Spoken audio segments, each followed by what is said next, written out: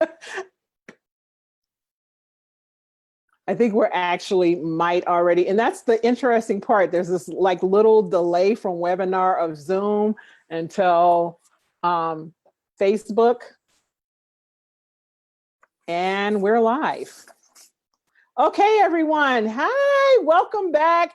Happy New Year 2019. Let's get some big dreams going. And I am starting the year with a bang. This woman that I have, Stephanie Breedlove, I actually went and stalked her at an event and just stood there. Like just kind of circling her because I was like, I have to share this. She did such an amazing talk. I just knew that I had to share her on this platform so that we can really not continue to make things up and try to figure it out, but actually hear from the expert who was that woman who was at the breakfast table building a business and now sits in a boardroom. So Stephanie Breedlove, thank you so much for this opportunity. And I would love for you to share with people what makes you amazing. Again, this is that platform where we're getting to see how as women, as we grow our business, how we introduce ourselves well, how we become amazing. And I'd love for you to start off by sharing with us what makes you so amazing, because you are. Well, thank you for the kind words. And hello, everyone. And it is a pleasure to kick off 2019 with you. I feel honored to be in such an important spot in the year. I'm going to give you a really brief bio so we can get down to business. As Meshell said, I'm Stephanie Breedlove. I'm an entrepreneur. I am co-founder of a bootstrapped business, was called Breedlove and Associates, now called Care.com HomePay. And the business actually is quite niche and boring.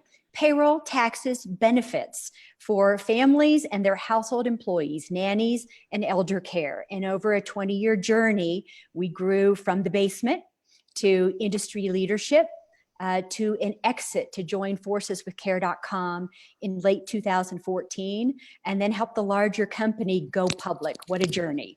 And I've been on a mission the past couple of years to help women grow their careers, whether they are in finance, corporate America, sales, entrepreneurship. It is the age of the women, and women like me have a responsibility to step in and give back. So I'm here to try to do so today. Absolutely, and thank you. And see, this is what happens when we get excited about our guests. I forgot to tell you who I am. I was just so wrapped up in Stephanie. Meshell Baker. And this is the platform, Women in Sales and Influence, and it's sponsored by the National Association of Sales Professionals. And again, welcome, glad you're here. So as we were chatting briefly before we came live, one of the things that a few of the things that Stephanie is going to share with us is some sales strategies that take you for a long-term relationships, because many of the women who are watching this and viewing this are in that space of opportunity, which feels like overwhelm, right? And that's what I say, when you intentionally set a vision, you're going to create that feeling that as you receive it, because it's causing you to grow in your abilities. So Stephanie's going to share with us some strategies of how to maintain that momentum and get clarity and focus on some steps that'll help you pace and create those profits. So take the floor. You said you had some things that you wanted to share, so I'll let you step right into that. I will jump in, and Meshell, please feel free to interrupt me as I go and guide the conversation. Absolutely. Everyone, I'm a top-down thinker, so I'd like to start kind of high level about strategy. And I use the phrase, I have a book that came out about a year and a half ago called All In. And I'd like to talk about using that strategy of all in to then tactically go where you want to go. So I like to tell stories. So I want to tell a couple of stories of why I'm so profoundly a proponent of the idea of being all in to get you where you want to go. And I actually had a profound event in my life early on. I was 18 years old that exposed the power and the value of this notion of being all in, whether it's an outward all in or an inward all in or strategic. And I want to share that story. And it's a little sensational, but it's true. And I think it'll set the foundation. So here's the story. I was 18. It was my freshman year in college. I'd been in school about 8 weeks. And there was this frantic knock on the dorm room door about 5 o'clock in the morning on a Sunday morning after a Saturday night of fun on campus. And the RA was pounding on doors up and down the hallway, and it brought about 25 of us tumbling into the hallway, rubbing our eyes in the bright light, trying to figure out what the panic was about and why we were up at 5 a.m. when we learned that one of the girls who lived in the dorm room next to me had been found unconscious and not breathing. And the RA was in a panic looking for help. So somebody frantically placed the 911 call, and I'm going to date myself. There were no cell phones back then, so it was a landline phone call. And about 20 of us gathered around our new friend's lifeless body. And the RA said to us in the silence of the dawn of the morning, "Can anybody do anything to help before the paramedics get here?" And we stood there paralyzed, looking at each other, unsure, unconfident. You could just feel it. But there was a life hanging in the balance. Well, I'd been a high school lifeguard at the neighborhood pool, which means I was trained in CPR, and it also means I'd never used it. And I found myself stepping forward into the middle of the circle, mumbling something about CPR and never used it. And I straddled my new friend with the RA at my side, and I went to work, and I methodically thought through each of those steps of CPR, and I administered CPR to the best of my ability, and actually the air moved in and out. And I thought, and I hoped she had a pulse. And about 10 minutes later, which seemed like 10 years, the paramedics arrived, and they ushered us out into the hallway. They closed the door. We all stood there just waiting in the balance. And it wasn't long that the door opened and a stretcher came out with a zipped body bag on the top. And I watched my new friend and the paramedics roll down the hallway and around the corner, never to be seen again. And one of the paramedics did a wonderful thing. He came back 3 or 4 minutes later, and I could hear him in my ear saying what a hero I was and what a great effort, and that she was an epileptic and had had a grand mal seizure and had passed away at least 2 hours before being found. And there was nothing that any of us could have done. And I didn't feel like a hero, and I didn't feel that I made a difference, but I knew, regardless of the outcome, I would go all in and I would do something like that over and over again.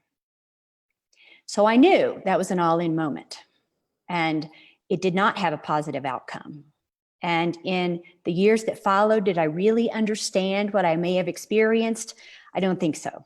I think it took years for me to embrace that. But what I learned years later that is applicable every day in my life, and hopefully in yours too, is that you're either in or you're out. There are no varying levels of in. There's no straddling the fence. And you know what I'm talking about. When you give the B effort and you hope you get A results, when you sit back and you sort of wait for someone else to make the decision, or you just go where the wind blows you, or you make the decision that's the path of least resistance because you know it's easier, even though the right and more successful path is right in front of you, but it's harder. And quick story to wrap up this strategic focus on all in is, as Meshell said, I'm an entrepreneur. And of course, making the decision to jump in and be the first co-founder of a business is an all-in moment. But the real all-in moment, I think, started about 2 years in. It maybe where some of you are right now. We were 2 years in. My children were 4 and 5 years old. We were living on my husband's salary. We weren't making it yet. We had about 6 or 9 months left of savings to make it. And I sat there in front of the computer each day and thought, who am I kidding? I can't do this. I don't have the new skills. I was a financial person to be a sales and a marketing person at the right level. And then on the other side, I would say, okay, this is an all-in moment. I can do this. I can learn. I can leverage. I can make it work.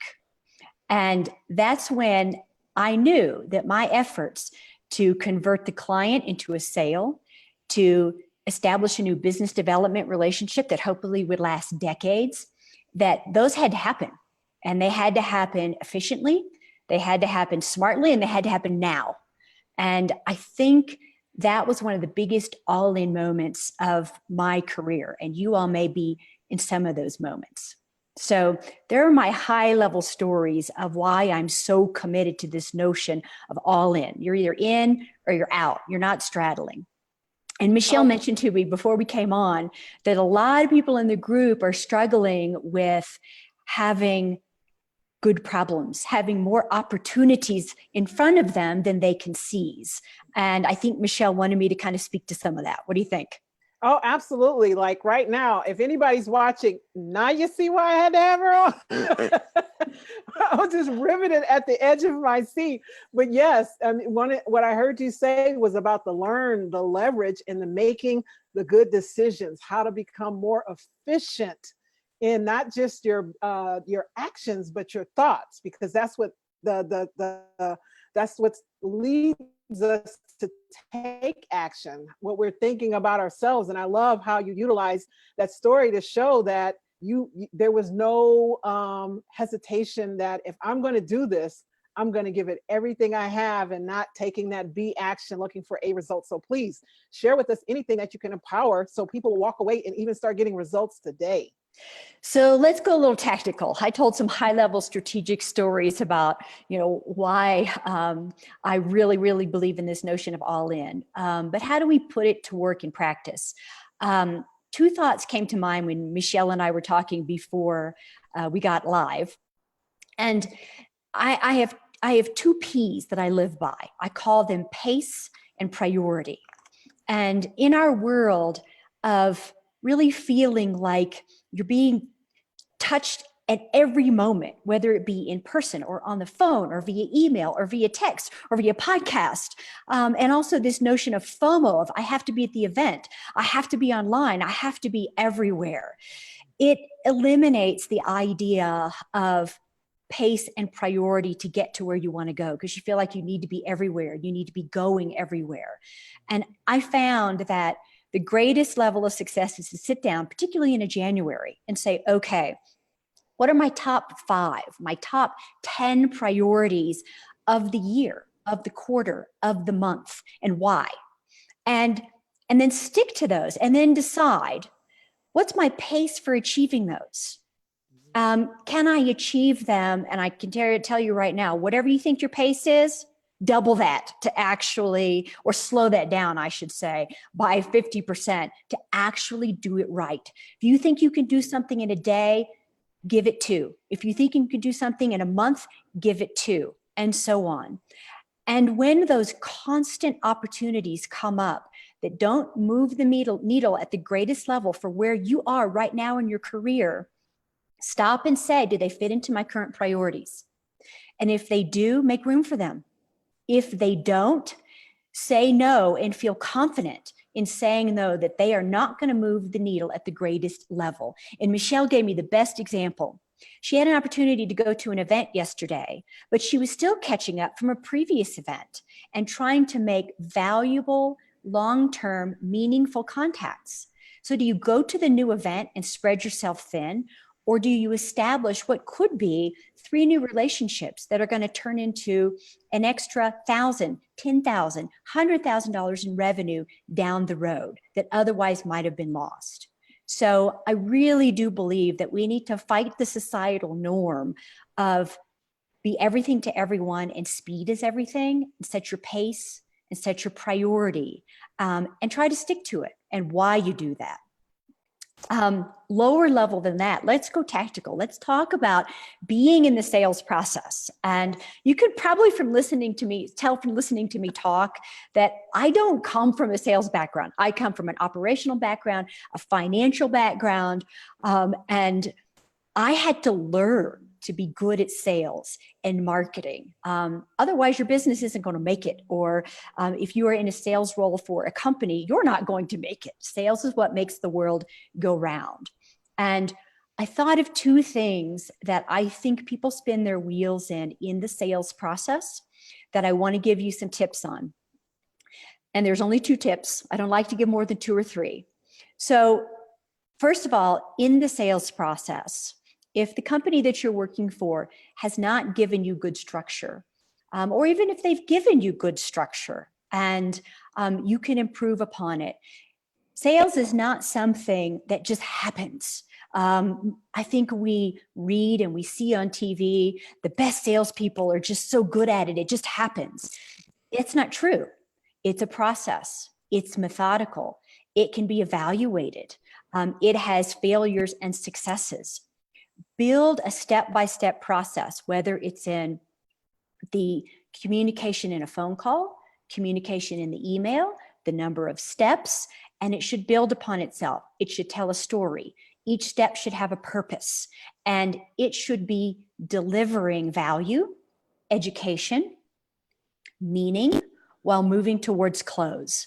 And I think that that's often really hard for salespeople to commit to this structure.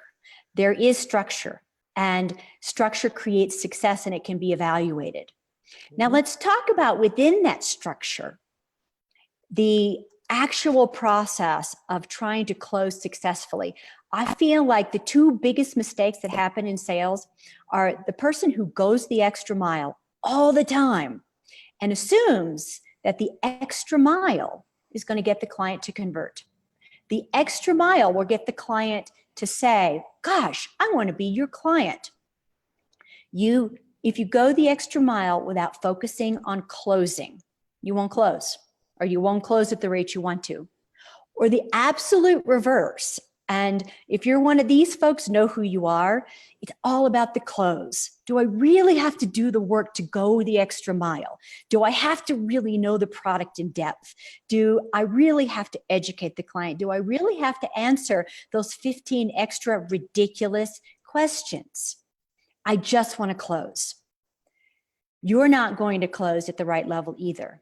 It's the person who goes the extra mile, knows the extra, delivers the extra, creates the value, focuses on relationship, while at the same time moving the client towards closure. The client doesn't want to make the decision on their own. They want to be guided. They want to be stepped right into it. So go the extra mile while focusing on closing at the same time. So those are my series of tips. Oh, I mean, those are absolute amazing tips, which are right in line at what we do at National Association of Sales Professionals, is to help people to create that habit and that mindset of what it takes to perform, right? To understand where you currently are, where you want to be, and close the gap, so that you're creating the traction in sales and income and influence that you want for your profession and your business. So thank you so much for that, because that was just summed up and said so amazingly well. What I'd love to do is, as you've talked about the tacticals, if you have any, I want to share anything that you've seen for those women who are currently need to optimize their opportunity. As I say, opportunity always shows up like an obstacle. Possibility shows up like a problem. So if you have a lot of obstacles in your way, you actually have a lot of opportunities. So if there's anything you want to share in your experience that you've seen that people can start to do today to implement and create some change and some momentum, so they can. Yes, I've got one for you for today. It's for today, it's for every day, and it's really easy. I know we listen to a lot of podcasts, a lot of broadcasts in which you go, I'm going to have to step back and strategize for 6 months to make that happen. So I'm going to try to give you something that is for today and for every day. And Meshell and I actually talked about it before we came on today. One of the easiest keys to turning that obstacle into an opportunity, which, as you said, is, or that possibility, or from a problem to a possibility, is always be growing your knowledge and your skills. Do not reinvent the wheel by yourself. Leverage the knowledge, the information, the wisdom, the skills of people out there who are willing to share. And the easiest way to do that, I got a simple tip for you today, right now. And you have to admit, before we jump into this, that you're not doing this as well as you want to, and that you don't read as much as you should, because that's the tip. Read. the simplest way to start growing your skills and your knowledge and leveraging others every day and not reinvent the wheel is read.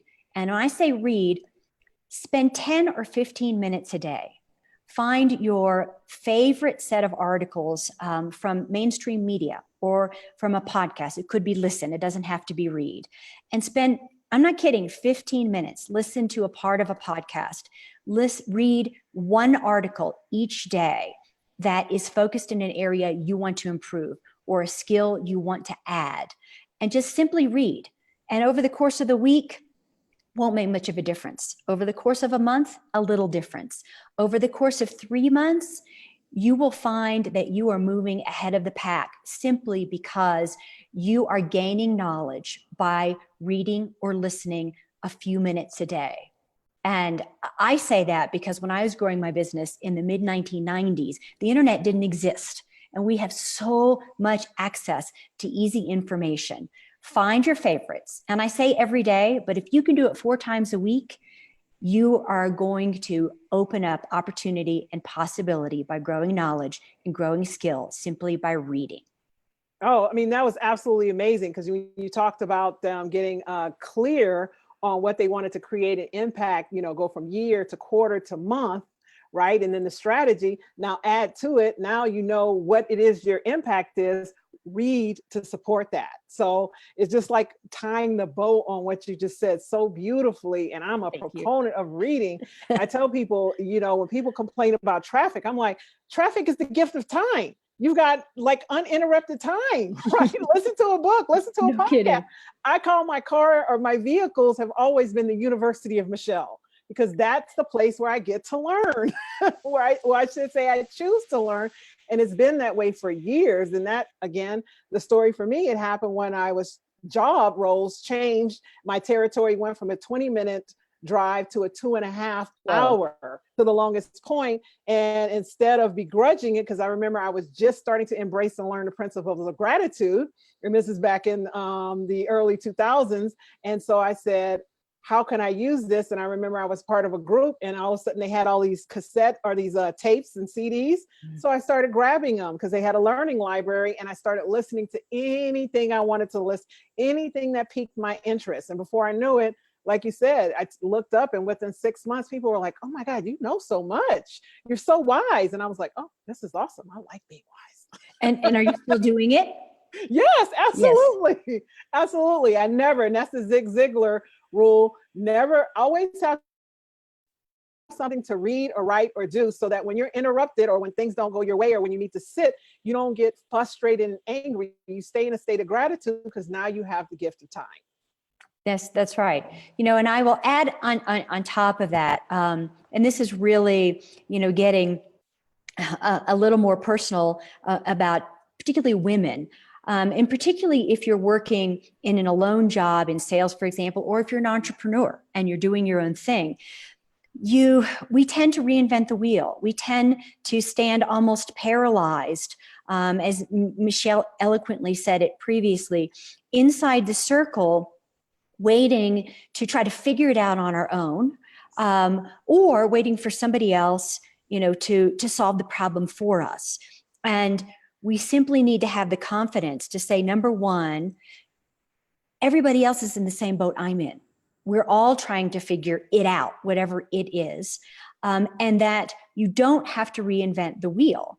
And it is okay to say, I don't know, to ask questions, and to say somebody else probably does know, and go find out from them, use their knowledge, use their experience, leverage them, and check that obstacle off the list on the way to the next opportunity or an enhancement in a skill that you're building.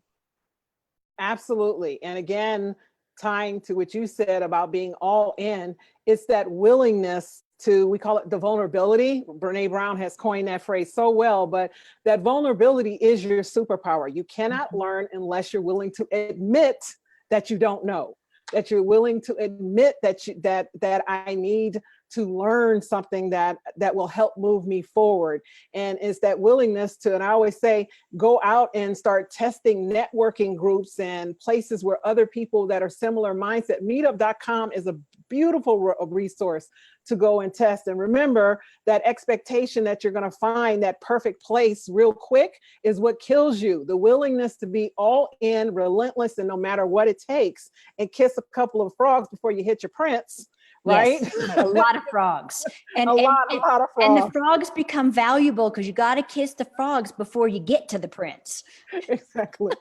You're learning, right? So you're learning more. And what I find is those frogs for me have become wisdom, because then there's another woman that comes along and asks a question, and I can say, oh, hey, I attended that group. What exactly are you looking for? Because maybe I can tell you if that aligns with what you're looking for, and, give you some expectations. So when you go, you won't, go blindly, right? Or, yes.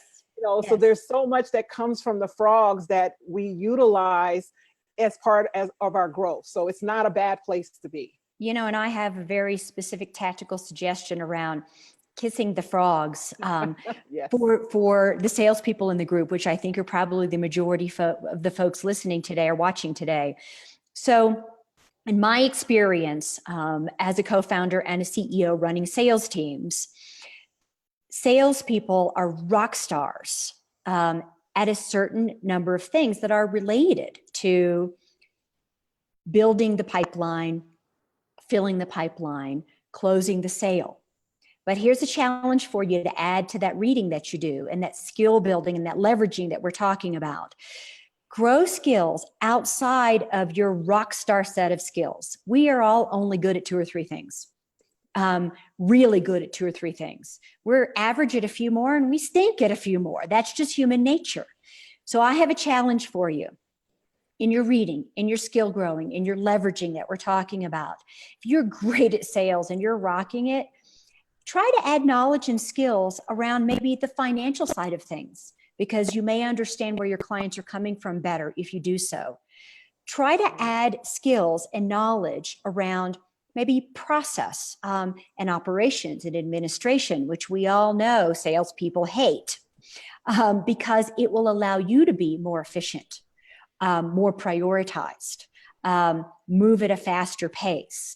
And you are now adding skills outside of that circle of where you're a rock star, which nobody wants to do. And that's a big part of going all in. You look in the mirror and you go, okay, I got a really pretty side, and I got a side with a lot of warts, and I want to erase those warts and grow those skills. Yes. And being a Jill of all trades, with that rock star talent in the middle, is one of the, I think, core ways that you start to move the needle for your career. So grow some knowledge and some skills outside of your comfort zone. I found that that's been really an all-in move for me. Oh, this has just been so, I could just keep listening, right? And I'm looking at the time like, oh my God, we're up. We're at 1:28 and our time is dwindling. So I am going to have you share your one tip, your takeaway, your pearl of wisdom, and then I'll wrap it up because I have an announcement to make to the audience. But yes, bring us home, Stephanie. This has just been so good. I can listen to you all day. Seriously. Thank you. Well, we've been very tactical for the last few minutes. I think I'm going to end with something very broad. I think we started with the notion of all in, and then how it applies to even decisions in your daily life. I'll end with try to keep that notion of all in even the toughest times with you as you go through the year, because it is the difference between going through the motions and going everywhere you want to go. Don't straddle. Either you're out or you're in. Oh my God. See, I couldn't even think for a second there because I'm like, I'm in. I was saying to myself, so thank you for that. So Stephanie, it has been my absolute pleasure. Stay here. I'm going to chat with you after. And I want to make an amazing announcement that has been in the works in the background for a little bit now. But as you know, National Association of Sales Professionals actually sponsors the Women of Sales and Influence. It's the platform that we're speaking on. And I have built out with them a private Facebook group for the women members of National Association of Sales Professionals. So if you're not a woman member, you just go to the website, NASP.com, and join, and then you can become a member. But it's a Facebook group, and it is that way that I will be able, alongside National Association of Sales Professionals, to serve the women in sales, because it's a different conversation. Am I correct, Stephanie? For women, right? It is a different conversation, and congratulations. Thank you. What a great group, you all. Thank you. So I will put the link in this after it loads up. I'll go back on Facebook sometime today and put the link for the group. But if you go on Facebook and search out Women of Sales and Influence, it'll take you there, and you'll go in and answer several questions, and we'll get you joined. And it's going to be live this coming Wednesday. But you can go ahead and get queued up, and I'm so looking forward for the opportunity to create more engagement, have more trainings. Maybe we can get Stephanie to come back and do a little training with you all. I'd be happy to. And so I'm looking forward to that. And your book, I wanted you to, before we leave, because you have a book that is absolutely amazing. One of the things I love the most is I read stories from people who have succeeded, but Stephanie's book actually gives you strategies. It's not just saying, oh, it was awesome and it was hard, and it was awesome and it was hard, but it's actually, this is how I took it from difficult to desirable. These are the steps, these are strategies, and they're easy for you to implement as well. It's a really incredible book called All In, if you want to talk to that before we jump. Oh, well, thank you for the opportunity for shameless promotion. The book is written from a woman's perspective, obviously mine, but it is the book about the integration of life strategies and business strategies, which women tend to really struggle with, and how you bring them together, because life is integrated, on the journey of taking the steps in the right time, in the right pace, with the right success. There's a lot of books on 12 business steps to success. And there's a lot of books on 10 life steps to finding your inner peace. And this is a combination, to be honest with you, of real life, of what it really looks like, because success is made of great, good, bad, and often ugly. And that is what makes success. And that is the core of All In.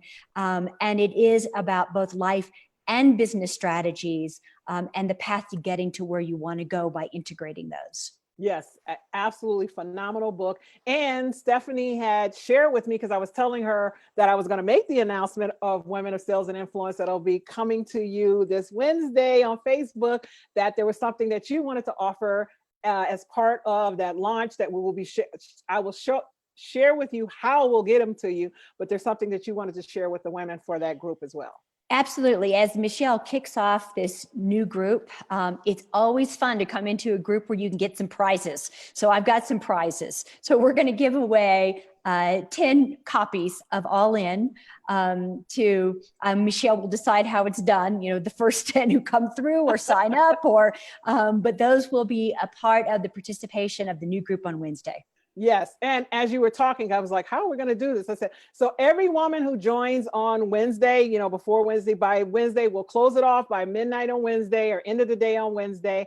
I'll have that announcement, and we'll do a raffle. So I'll come with you as a live raffle between that Wednesday and the end of the week or beginning of next week. I'll make that announcement. But we're going to raffle off to the women who act, who go all in immediately, having seen this, and join that Facebook group. And then we'll get those 10 copies out to those recipients of the drawing. And I'll find someone, so I'm not drawing myself. We'll just totally unbiased. Yeah, we'll get some way to make this completely unbiased and have a drawing, but that's what I'll do, because I think that's the best way to do it. Okay. Yes. So you all, thank you. I'm going to log off. Thank you. Next Monday, I will see you. Another amazing guest coming, and Stephanie, oh my God, I can't wait. Bye, y'all. I get my private one-on-one time with her. So thanks, everyone.